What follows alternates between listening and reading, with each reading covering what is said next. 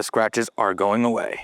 Automotive Elegance here, guys, and today we are going to talk a little bit about what self-healing really means, especially when it comes to paint protection film. There's a lot of misconception in the sense that, you know, if you get a hole through the film, that it's going to magically morph with some hot water. Self-healing, it resides in the top coat of the film. Ultimately, it's for those fine, light scratches and swirls that you may get, but rest assured, it's not a problem because XPEL Ultimate Plus is self-healing. So we're gonna scratch it up with a little bit of a wire brush, and then I'm gonna show you the magic behind the film.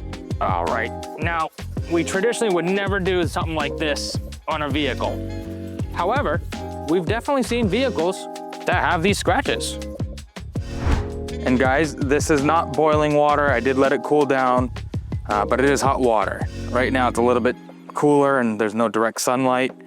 Traditionally, if you have these light scratches and swirls, please do not use a heat gun. Don't use a hair dryer. The film can be melted very readily. Please leave it out in the sun, leave it out for the afternoon, let it get nice and warm. But as you can see right in front of us, the scratches are going away.